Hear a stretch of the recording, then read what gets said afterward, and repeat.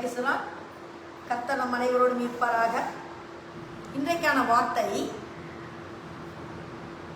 2 நாளாகமம் 25ஆம் அதிகாரத்தில் ஒத்தாசை செய்யவும் விழப்பண்ணவும் தேவனாலே கூடும். என்ன முடியும்? ஒத்தாசை பண்ணவும் விழப்பண்ணவும் தேவனாலே கூடும். இன்றைக்கான வார்த்தை இது. இந்த வார்த்தையை நம்ம பிரயோஜனப்படுத்திக் கொள்ளலாம். ஒரு நிமிஷம் கண்களை மூடி ஆண்டுட்டு உங்களுடைய இதயத்தை கொடுங்க. தகப்பனே, இந்த வார்த்தை எவ்வளோ பெரிய வார்த்தை எங்களுக்கு நீங்க கொடுத்துருக்கீங்க. நாங்க விழுகிறோம்னா அது உங்களாலே முடியும். நாங்க நினைக்கிறோம் நாங்க நிற்கிறோம் என்கிறவன் எப்பொழுது இருக்கிறேன் நினைக்காது இருக்க கடவன். எங்களுக்கு ஒவ்வொரு இடத்திலையும் உதவி செய்கிறவன் நீ. உங்களுடைய சமூகம் எப்போதும் எங்களுக்கு முன்பாக இருக்கிறது. எலிசாவை எத்தனையோ ஒரு அட்டாக் பண்ண வரும்போது உம்முடைய சேனை அவருக்கு பாதுகாப்பாய் நின்றதான்.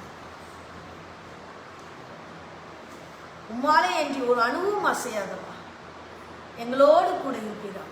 இந்த ஜபத்தை இந்த மெசேஜை கேட்கிற ஒவ்வொருவருடைய இதயத்திலும் நீ பேசுவீர் என்று விசுவாசம். என்னை மறைத்து நீ பேசுவீர். இயேசுவின் மூலம் ஜபத்திலும் நல்ல பிதா. ஆமாம். எனக்கு அருமையானவர்களே, இன்றைக்கு அருமையான வார்த்தை இன்னைக்கு அருமையான வார்த்தை ஒத்தாசை செய்யவும் விழப்பண்ணவும் தேவனாலே கூடும். அப்போ நம்ம நினைக்கிறோம் நம்ம விழுகிறது எதனால? உன் இச்சைகளினாலே இழுக்கப்பட்டு உன் பிரச்சனைகளை நீ தேடிக்கிறேன்னு பைபிள்ல சொல்லப்பட்டிருக்கு. கடவுள் சொல்றாரு, உனக்கு பிரச்சனை எதனால வருது? உன்னோட இச்சைகளினால இழுக்கப்பட்டு. புரியுதா? அப்ப நம்ம இச்சைகளினாலே, அளவுக்கு அதிகமான ஆசையினால, அளவுக்கு அதிகமான பொருளாசையில, பணத்தாசையில, எல்லாம் சம்பாதிக்கணும், ஜாலியா இருக்கணும், குறுகிய காலத்துல வீடு கட்டணும், எல்லாம் எனக்கு வேணும். இதுல நம்ம படைச்ச கடவுளையே நம்ம மறந்தோம். அவருக்கு கொடுக்க வேண்டிய நேரத்தையே கொடுக்காம விட்டோம். அதனாலதான் நம்மளை பிரச்சனை சூழ்ந்து கொள்ளும். எந்த இச்சையில போய் சிக்கி இது போறியோ அதுல நீ சிக்கிக்கிது. புரியுதுங்களா? ஒத்தாசை பண்ணவும் விழ பண்ணவும் இதுதான் நம்பிக்கை. ஏன் நான் நிக்கிறதும் அவரால முடியும், நான் மடங்கடிச்சு விலகிறதும் அவருக்கு தான் முடியும். நம்ம யோசிக்கணும். புரியுதா? நான் என்ற அகந்தையை விடுத்து எப்படி கடவுளோட நம்ம செயல்படுறது. இப்ப இதுல 2 நாளாகமத்துல 25வது ஒரு சம்பவம், ஒரு அமத்சியா ராஜாவை பத்தி நம்ம இப்ப பார்க்க போறோம். அமத்சியா ராஜா 25வது வயசுல, யங் வயசுலயே ராஜாவாரார். புரியுதா? அவன் கர்த்தரின் பார்வைக்கு செம்மையானதை செய்தான், ஆனாலும் முழு மனதோட அப்படி செய்யவில்லை. அது என்ன முழு மனதோடு? கர்த்தரோட பார்வைக்கு செம்மையானதை செய்தானால அங்கேயெல்லாம் அடிபட்டுருக்கு. கர்த்தரோட பார்வைக்கு செம்மையாத்தானே இருக்குது, ஆனா அவன் எல்லாம் முழு மனதோட செய்யல. அந்த ஒரு கேள்வி நமக்குள்ள இருக்கு. புரியுதா? அப்ப பாருங்க, பவுல் சொல்றாரு, நான் முழு மனதோட செய்கிறேன். பவுல் ஒரு இடத்துல சொல்றாரு, எப்படி இயேசுவை நீங்க ஃபாலோ பண்ணீங்களோ, பின்பற்றீங்களோ, அதே மாதிரி என்னையும் நீங்கள் பின்பற்றுங்கள். அவன் பவுலுக்கு என்ன கான்பிடென்ட், அது என்ன நம்பிக்கை? அது யோசிச்சு நம்மளுக்கு எல்லாம் பலவீனம் இருக்குது. நம்ம கடவுள் இயேசுவோட பாதையில நம்மளால நிச்சயம் பண்ண முடியல, நடக்க முடியல. எங்கேயோ ஒரு இடத்துல தவறு செய்யறோம், எங்கேயோ ஒரு இடத்துல வலி விழுந்துடும், எங்கேயோ ஒரு இடத்துல பலவீனப்பட்டு போறோம். ஆனா பவுல் ஸ்ட்ராங்கா ஆண்டுடைய வழியை பின்பற்றினார். அந்த ஸ்ட்ராங்கா இருந்ததுனால அவன் ஸ்ட்ராங்கா சொல்றான், ஆண்டரை பின்பற்றி என்னென்ன வழியும் பின்பற்றுகள். அப்புறம் அவர் ஒரு இடத்துல ஸ்ட்ராங்கா சொல்றாரு, லாபமோ நட்டமோ நஷ்டமோ நிர்வாணமோ நாச மோசமோ எதுவும் தேவனுடைய அன்பிலிருந்து என்னை பிரிக்க முடியாது. பவுல் ஸ்ட்ராங்கா இருக்கிறார் அந்த விஷயத்துல, எதுவும் பிரிக்க முடியாது. அவன் முழு மனதோடு செய்தார் பவுல். ஆனா இங்க அமத்சியா செம்மையா செய்தார், ஆனா முழு மனதோட செய்யல. பாருங்க, தாவீது முழு மனதோட செய்தார். அரியணையில் இருக்கும் போது, நான் இப்படி இருக்கிறேன், என்னுடைய ஆண்டுடைய இடம் வீடு கூடாரத்தில் இருக்கு, கடவுளை நினைத்தான், முழு மனதோட எல்லாம் செய்தான், முழு மனதோட செய்தான். ஆனா அவருடைய மகன் சாலமோன் கடவுளை பின்பற்றினான், கர்த்தரிலிருந்து வரங்களை வாங்கினான், ஆனால் முழு மனதோட செய்யவில்லை. புரியுதா? தேவைகளுக்கு நம்ம கடவுளை தேடினா முழு மனசாக இருக்காரு. எனக்கு இன்னைக்கு நல்லா செஞ்சிருக்கார் கடவுள், அதனால நன்றி சொல்றேன்னா அங்க முழுமை இருக்கார். பவுல் சொல்றாரு, லாபமோ நட்டமோ நிர்வாணமோ எதானாலும் சரி. ஒரு ஊழியக்காரர் சொல்றாரு, ஒரு ஆசாரியன் சொல்றாரு, ஒரு இது சொல்றாரு பாருங்க, திராட்சை செடி பலன் கொடாமல் போனாலும் அத்திவர துளிர் விடலைன்னா கூட, யாடு மாடு குட்டி பால்னா கூட, எனக்கு எல்லாம் வறண்டு போனா கூட நான் கர்த்தரையே பின்பற்றுவேன் முழு மனசோட. நம்ம தேவைகளுக்கு செம்மையா செய்யறோம், தேவைகளுக்கு பின்பற்றுறோம். இன்னைக்கு லாபம் தான் கடவுளுக்கு நன்றி, நாளைக்கு நட்டம் வந்தாச்சோ. இன்னைக்கு இந்த சர்ச்ல என்னை மதிச்சா நான் போவேன், மதிக்கலைன்னா நாளைக்கு இந்த சர்ச் போக மாட்டேன். இன்னைக்கு குருவானவர் வந்து என்னை வந்து இம்பார்ட்டன்ட் விஐபி அந்தஸ்து கொடுத்தா மட்டும் தான் நான் போவேன். இன்னைக்கு எனக்கு கமிட்டியில இடம் கொடுத்தாதான் நான் போவேன் சர்ச்சுக்கு. இந்த கமிட்டில என்னை தூக்கிட்டா நான் போக மாட்டேன். செம்மையா இருக்கலாம், நம்ம முழு மனதோடு கர்த்தரை பின்பற்றோம். அதனாலதான் சாலமோன் முன்னிலைமை பார்க்க பின்னிலைமை மோசமாயிடுச்சு, வலிக்கு விலகி போனான் கடவுளை விட்டு. கடவுள் அவனோடு இருக்கவில்லை. புரியுதா? அதுதான் என்னோட அர்த்தம், முழு மனது. நம்மள இன்னைக்கு எத்தனை பேருக்கு முழு மனதோட. அதனாலதான் தாவீது அடிக்கடி தன் ஆத்மாவோட சொன்னாரு, ஆண்டவரே ஆத்மா அடிக்கடி சொன்னாரு, என் ஆத்மா முழு மனதோடு. அடிக்கடி சொல்லுவார் இல்லையா, முழு ஆத்மாவை அடிக்கடி என்கரேஜ் பண்ணிட்டே இருப்பார். அவர் பேசுறதெல்லாம் ஆத்மா கிட்ட, தன்னுடைய சோல் கிட்டே சொல்றாரு, நீ சோர்ந்து போகாத. எத்தனை கஷ்டம் வந்துச்சு தாவீதுக்கு, நீ சோர்ந்து. தாவீது பாருங்க, ஆதாயத்துக்கு ஆண்டவரை தேடல. யோசிச்சு பாருங்க, அவன் அபிஷேகம் பண்ணப்பட்டது சின்ன வயசுல. ஆனா எத்தனை வருஷம் ஓடுறாரு அவர் சவுலுக்கு பயந்து. அவர் நினைச்சிருக்கலாம், அபிஷேகம் பண்ணி எனக்கு என்ன ராஜ பதவியா கிடைச்சது? துன்பம் தான் கிடைச்சது, முறுமுறுக்கல. ஏன்னா அவன் செம்மையானவனாயும் இருந்தான், ஆண்டவருக்கு முழு மனதோடு நேசித்தான், முழு மனதோடு எதையும் செய்தான். அதுதான் முழு மனசு. ஆத்மாவே உன் முழு உள்ளத்தோடு, உன் முழு பலத்தோடு உன் கர்த்தர் மீது அன்பு கூறுவாயார். ஆத்மா கிட்ட சொல்றான் அடிக்கடி. நம்ம ஃப்ரீயா இருந்தா யாருக்கும் சொல்லலாம், ஏன் அவளை பாத்தியா, அவ என்ன பெரிய இவ்வளா, அவன் சரியில்லை. நம்ம எப்படி இருக்கோம், ஃப்ரீ டைம் இன்க்ளூடிங் மீ, நானும் சேர்த்துதான் சொல்றேன். எல்லாரும் தவறு செய்யணும். நம்ம சும்மா இருக்கும் போதெல்லாம் என்னெல்லாம் பேசுறோம்ல, அந்த சீரியல் இப்படி இழுத்துட்டே இருக்குது. அப்புறம் நீ ஏன் பாக்குற, இப்ப கூட முடிக்க மாட்டேங்கிறான். ஆனா சீரியல் டப்புன்னு முடிச்சுட்டானே, என்ன வேதனை, இழுத்துட்டே இருந்தா கடைசியா முடியும் இப்படி முடிச்சுட்டானே, ஐயோ என்ன வேதனைப்பா. எவ்வளவு பேசுறோம், எவ்வளவு நினைக்கிறோம். இந்த பஸ்ல எவ்வளவு நேரம் வெயிட் பண்றது இந்த பஸ்ஸுக்காக. இன்னைக்கு பேரண்ட்ஸுக்கே பஸ், ஸ்கூல் பஸ்ஸுக்கே ஒரு 5 நிமிஷம் 10 நிமிஷம் வெயிட் பண்ண மாட்டேங்கிறாங்க. காலுக்கு மேல கால் வெயிட் பண்றது அவ்வளவு கஷ்டமா இருக்கு. இன்னைக்கு சகிப்புத்தன்மையே இல்லை. அன்னைக்கெல்லாம் நாங்க பஸ்ஸுக்குன்னா 1 மணி நேரம் 2 மணி நேரம் காத்திருந்து பஸ் ஏறுவோம்.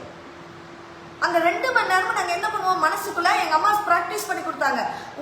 தாவீது சொன்னா, ஆத்துமாவே உன் கர்த்தரை துதி. அதே மாதிரி உன் ஆத்துமா கிட்ட நீ பேசிக்கிட்டே இரு, கர்த்தரை துதிக்க சொல்லி கொடுத்தாங்க. இன்னைக்கு பெத்தவங்க நீங்க சொல்லி கொடுக்குறீங்களா? பெத்தவங்க என்ன சொல்லி கொடுக்குறீங்க, நம்ம எதுக்கு காசு கட்டுறோம் வெயிட் பண்ணவா, இப்படி சொல்லி கொடுக்குறீங்க. திமிரு இன்னைக்கு, தாழ்மை இல்லை இன்னைக்கு. ஆனா பாருங்க, தாவீது தன் ஆத்துமாவோடு பேசிக்கொண்டே இருந்தான். உன் ஆத்துமாவே உன் முழு இருதயத்தோடும் உன் முழு பலத்தோடும் கர்த்தரை. அதுதான் முழு உள்ள. அதனாலதான் தாவீது கடைசி வரைக்கும் தவறு செய்தான், ஆனா பின்வாங்கி போல கடவுளை விட்டு.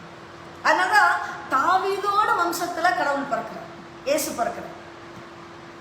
தாவீதின் குமாரனின்னு சொல்லக்கூடிய ஒரு அந்தஸ்தை பெற. எத்தனை ராஜா வந்தாலும் அதுல ஆண்டவர் கடவுள் என்ன சொல்றாரு, இவன் தாவீதை போன்று செம்மையாக இல்லைன்னு சொல்றாரு. எல்லாத்துக்கும் தாவீதை தான் எடுக்கணும். இன்னைக்கு பாருங்க, தாவீதின் கொடிதான் பறக்குது இஸ்ரேல்ல. Flag of David, star of David, sorry, தாவீதின் நட்சத்திரம். இன்னைக்கும் அந்த கொடியில அந்த அப்படிதான் அந்த பேர். தாவீதோட பேர் மறக்கப்படவில்லை, தலைமுறைகள் கடந்தாச்சு முழு மனதோடு. ஆனா இந்த அமத்சியா செம்மையானதை செய்தான், முழு மனதோடு செய்யவில்லை. அதனாலதான் இடறி போறான். நம்ம வாழ்க்கையில நம்ம இடறி போறது காரணம் என்ன, முழு மனதோடு செய்யறது. நம்ம பிள்ளைங்க கிட்ட சொல்லி கொடுக்கறது.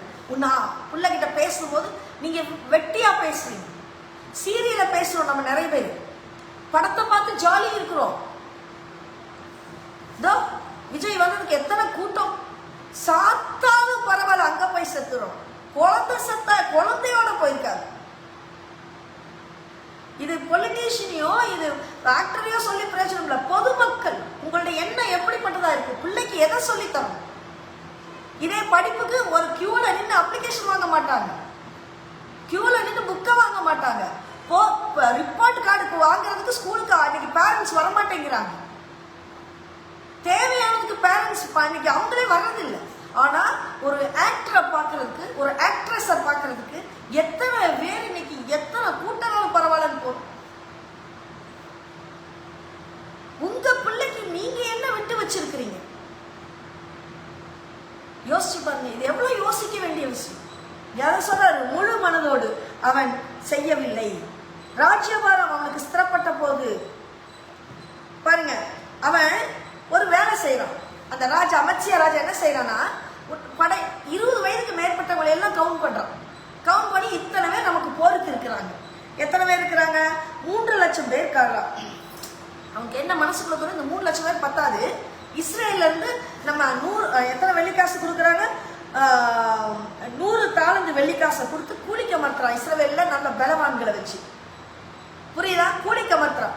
அப்போ இஸ்ரவேல்ல அப்போ ஒரு தீர்க்கதரிசி வர்றாரு. 100 வெள்ளிக்காசை கொடுத்தாச்சு, 100 தாளந்து வெள்ளிக்காசை கொடுத்தாச்சு, கொடுத்து ஆளாமத்தியாச்சு 1000 பேரை. இப்போ இவர் வர்றாரு, யாரு, இஸ்ரவேலில் 1,00,000 பராக்கிரமசாலிகள், 1000 பேர் இல்லை, 1,00,000 பராக்கிரமசாலிகளை கூலிக்கு அமர்த்தியாச்சு. இப்போ ஒரு தீர்க்கதரிசி வர்றாரு. தீர்க்கதரிசி வந்து, நீ என்ன இப்படி செஞ்சுட்டு இருக்கிற? அவர் கேட்கிறாரு பாருங்க, இஸ்ரவேலின் சேனை உம்முடனே வரலாக. இந்த 1000 பேரை 1,00,000 பேரை கூலிக்கு அமர்த்தி வச்சிருக்கீங்கல்ல, இவங்க உங்களோட வரக்கூடாது போருக்கு. கர்த்தர் எப்பிராமின் சகல புத்திராக இஸ்ரவேலரோடும் இருக்கவில்லை. கர்த்தர் இவங்களோட இல்ல.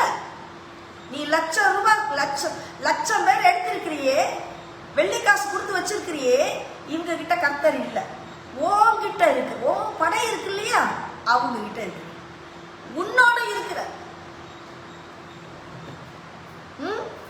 நீ போக மனதானால் நீ போ, காரியத்தை நடத்தும், யுத்தத்திற்கு திறன் கொண்டு நில்லும், தேவன் உம்மை சத்துருக்கு முன்பாக விலப்பண்ணுவார். அப்பதான் இந்த வார்த்தையை அந்த தீர்க்கதரிசி சொல்றாரு, விலப்பண்ணவும் ஒத்தாசை செய்யவும் தேவனாலே கூடும்.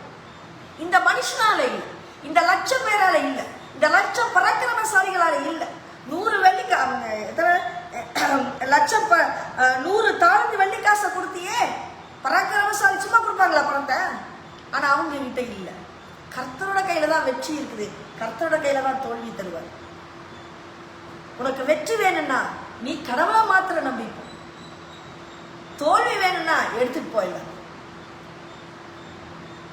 நீ கடவுளை priority, God is only your priority. தாவீது அப்படிதான் ஜெயிச்சார். முன்னுரிமை முழு மனதோட செய், கடவுள் இதை நடத்துவார்னு முழு மனதோட போ. இவன் கேட்கிறான், அப்ப அமைச்சியா, அப்படியானா நான் இஸ்ரவேலின் சேனை கொடுத்த 100 தாளந்திற்காக செய்ய வேண்டியது என்ன என்று தேவனுடைய மனுஷனை பார்த்து கேட்டான். வரும்ல, ஐயோ நீர் இப்ப வந்து சொல்றீரே, இதை கொடுக்கறதுக்கு முன்னால வந்திருக்கலாம்ல, நான் பராக்கிரமசாலியெல்லாம் செலக்ட் பண்ணிட்டு அப்போ வந்து சொல்லியிருக்கலாம்ல, அந்த வெள்ளிக்காசை கொடுக்கறதுக்கு முன்னால சொல்லியிருக்கலாம்ல, நான் இவ்வளவு இழந்திருக்க மாட்டேனே. 100 தாளந்து வெள்ளிக்காசுனா என்ன வேல்யூ தெரியுமா உனக்கு? தோணும் இல்ல? நம்மளும் அப்படிதானே, பிசினஸ்ல இன்வெஸ்ட் பண்ணும்போது சொல்லியிருக்கலாம்ல கடவுள் இது லாஸ் ஆகும்னு. இன்வெஸ்ட் பண்ணதுக்கு பிறகு லாஸ் ஆனதுக்கு பிறகுதான் இது லாஸ், இந்த இடத்துல வச்சா லாஸ் நிறைய பேர் வருவாங்க சொல்றதுக்கு. முன்னாலே சொல்லியிருந்தா தப்பிச்சிருப்போம்ல, இவ்வளவு இழந்திருக்க மாட்டோம்ல நம்ம வாழ்க்கையில. இந்த ஸ்கூலுக்கு போகாமல் முன்னாலே சொல்லியிருக்கலாம் இந்த காலேஜ்ல சேராதுன்னு, சேர்ந்து ஃபீஸ் எல்லாம் கட்டது பிறகு சொன்ன என்ன பிரயோஜனம், இழந்துட்டோமே. எத்தனை விஷயங்கள். இந்த பையனை பார்க்காத இவன் நல்லவே இல்லைன்னு சொன்னா முன்னாலே கடவுள் இந்த மோசமான பையன் வேண்டாம்னு சொல்லியிருக்கலாம்ல கல்யாணத்துக்கு. கட்டி தாலியெல்லாம் கட்டி குடும்பம் நடத்துற பிறகு மோசமானவன் தெரியுதே, இதை கடவுள் அப்பயே சொல்லலையே, இப்ப வந்து சொல்றாங்களே. இருக்கும்ல மனசுல குப்பு குப்புன்னு வரும் இல்ல எல்லாத்துக்கும். முன்னாலே சொல்லல, ஏன் கடவுளுக்கு தெரியாதா? இவன் 100 தாளந்து வெள்ளிக்காசு கொடுக்கும்போது கடவுளுக்கு தெரியாதா? தெரிஞ்சதுனால தானே கடவுள் தீர்க்கதரிசி அனுப்பியிருக்கிறாரு. கடவுளுக்கு தெரியாது என்ன இருக்குது? ஆனா அப்ப சொல்லல. வருஷத்துக்கு பிறகு மவனே வா இப்ப வர சொல்றேன் இல்லையா? அப்ப இப்ப வந்து சொல்றீங்க 100 வெள்ளிக்காசுக்கு என்ன பண்றது? இப்ப வந்து சொல்றீங்க பிசினஸ் பணத்தெல்லாம் இன்வெஸ்ட் பண்ணி தோத்து நிக்கிறேனே, பணத்துக்கு என்ன பண்றது? நிறைய நம்ம வாழ்க்கையில கேள்விகள் இருக்கும். தோல்விக்கான காரணங்கள் 1000 இருக்கு, இழந்ததுக்கான காரணங்கள் 1000 இருக்கும். கடவுள் ஏன் முன்கூட்டி உங்களுக்கு அதை சொல்லல? ஏன் இந்த கால தாமதம்? இந்த கொஸ்டின் நமக்குள்ள இருக்குது. ஏன் இந்த கால தாமதம்? நான் இழந்துட்டேனே, காலதாமதமாகி என்ன பிரயோஜனம்? நான் கூட அடிக்கடி சொல்லுவேன், கால தாமதமாகி ஸ்கூல்ல ஸ்டார்ட் பண்றேன். ஏன் ஏன்ற கொஸ்டின் நமக்குள்ள இருந்துட்டே இருக்கு. அதுக்கு தான் சரியான பதில் இப்போ இந்த தீர்க்கதரிசி சொல்றாரு பாருங்க. கடவுளுடைய வார்த்தை வந்து பாருங்க,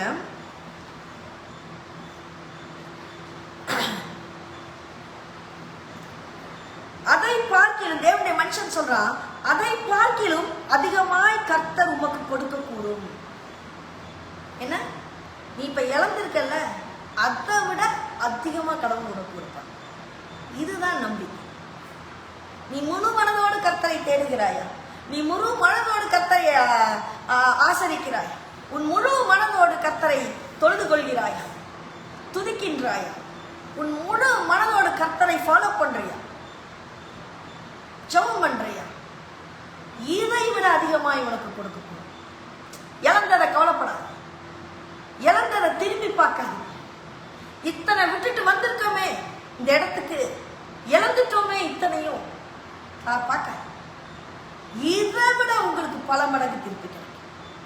தேவனுடைய மனுஷன் சொல்லுகிறார், கர்த்தருடைய வார்த்தையை சொல்லுகிறார், இதை விட உனக்கு அதிகம் கிடைக்கும். நீ கர்த்தருடைய வார்த்தையை நம்பு, அவருடைய வார்த்தைகளுக்கு முக்கியத்துவம் கொடு. இழந்துட்டேன் அதுலயே நிக்காத, விட்டுரு. அவங்களோட கர்த்தர் இல்லை, கர்த்தர் இல்ல. நீ போ, உன்னோட கர்த்தர் வருவார். புரியுதா? அதோட காரணம் என்ன?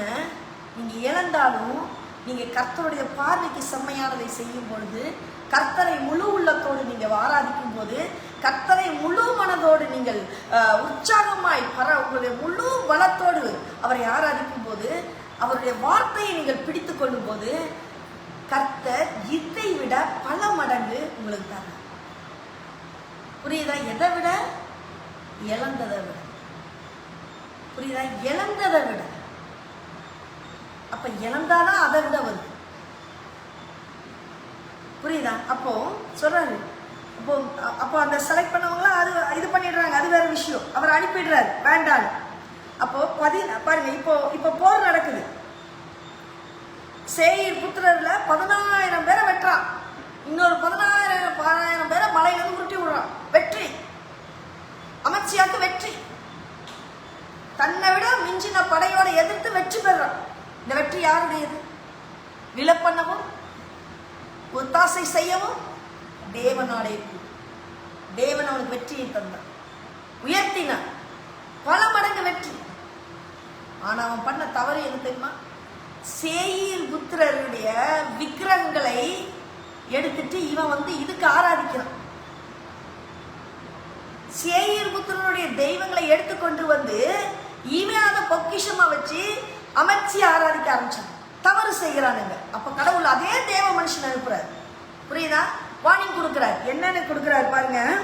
கர்த்தர் அமத்சியாவின் மேல் கோபம் உண்டாகி அவனிடத்திற்கு ஒரு தீர்க்கதரிசியை அனுப்பினார். இவன் அவனை நோக்கி, தங்கள் ஜனத்தை உமது கைக்கு தப்புவிக்காதே போன ஜனத்தின் தெய்வங்களை நீ நாடுவானேன். அவங்களுடைய தெய்வம் அவங்க ஜனத்தையே காப்பாத்தல, உன்னை நான் காப்பாத்திருக்கேன், உனக்கு நான் வெற்றியை தந்திருக்கிறேன். நீ மற்றவங்களோட கூட டீமுக்கு உள்ள கொண்டு வர வேண்டாம் நான் சொன்னேன். உன்னோட டீமோடய நீ போன உனக்கு வெற்றியை தரேன், உனக்கு வெற்றிகளை குவித்தேன், உனக்கு வெற்றியை தந்தேன், உன்னை காப்பாற்றினேன், உனக்கு எல்லாம் தந்தேன், உனக்கு நீ இழந்தனை காட்டில் பல மடங்கு தந்தேன். ஆனா நீ என்ன பண்ணியிருக்கிற? அவங்க காப்பாற்றவே முடியாதத தூக்கிட்டு இங்க வந்து நீ அவங்களுக்கு தூபம் காட்டுற. புரியுதா? தன்னோட இவன் இப்படி பேசுறது ராஜா. அதுக்கு அவசியா சொல்றான், உன்னை ராஜாவுக்கு ஆலோசனைக்காரனாக வைத்தார்களோ, நீ என்கிட்ட இப்படி சொல்றதுக்கு நீ என்ன எனக்கு ஆலோசனைக்காரனா? நானா வச்ச உன்னை திமிரு பார்த்தீங்களா? அப்ப சொல்லும் போது கேட்கறான். இப்போ ஒரு வெற்றி அவனுக்கு மமதையை உண்டு பண்ணிடுச்சு, ஆணவத்தை உண்டு பண்ணிடுச்சு. எல்லாம் எனக்கு முடியும். அதான் இப்ப தேவன் மனுஷன் சொல்லும் போது நீ என்ன எனக்கு ஆலோசனைக்காரனா? அதை விட்டு விடு. அப்படி ஒரு எண்ணம் இருந்தா விட்டு விட்டு. நம்மளாம் சொல்லுவோம்ல, ஏய் விடு விடு, நீ ஏன் வெட்டப்பட வேண்டும்? உன் தலை எதுக்கு நான் வெட்டணும்? அப்பொழுது அந்த தீர்க்கதரிசி அதை விட்டு விட்டு அவன் பேசுறதை விட்டுட்டு இவர் சொல்றாரு, இப்ப நீ இப்படி செய்து என் ஆலோசனையை கேளாமற் போனபடியினால் தேவன் உம்மை அழிக்க யோசனையா இருக்கிறார் என்பதை அறிவேன். தேவன் அவர் தேர்ந்தெடுக்கிற பிள்ளைகிட்ட எல்லாத்தையும் சொல்லிடுவார். மறைவே இருக்காது. தேவன் எதையும் மறைக்க மாட்டார். எந்த மனிதனை தேர்ந்தெடுக்கிறாரோ அந்த மனிதன்கிட்ட சொல்லிடுவார். சொல்றாரு, நீ அழிய போறடா, தேவன் சொல்லிட்டார். அப்போ விதி விடுமா? இதுதான் விதிம்பாங்க நிறைய பேர் தெரியாதனால. நம்ம செய்யற தவறுகள் தான் நம்மளை விட்டுட்டு போகுது பாதைக்கு. இவன் அதெல்லாம் கண்டுக்கல. இப்ப இவனுக்கு ஆணவம் வந்துருச்சு. அடுத்தது போய் நான் இன்னொரு படை எடுக்க போறேன், படை எடுத்து அவனை வீழ்த்த போறேன். எங்க இஸ்ரேல் ராஜாட்ட போய் சொல்றான், ஆள் அனுப்புறா, நான் வரேன். இஸ்ரேல் ராஜா ஒரு கதையை சொல்றாரு. என்ன கதை? லீபனோன்ல இருக்கிற ஒரு முள்ளு செடி கேதுரு மரத்தை பார்த்து உன் பொண்ணை எனக்கு கொடு அப்படின்னு ஒரு கதையை சொல்றான். ஆனா எங்கேயோ வந்த ஒரு காட்டு இது எல்லாத்தையும் முடிச்சுட்டு போயிடுச்சு. இந்த மாதிரி நீ ஒரு வெற்றி உனக்கு மமதையை தந்துருச்சு. அழகா சொல்லுவான் அந்த ராஜா பாருங்க. ஆனா நீ ஏதோ மீறி அடித்தா என்று பெருமை பாராட்ட உன் இருதயம் உன்னை கர்வம் கொள்ள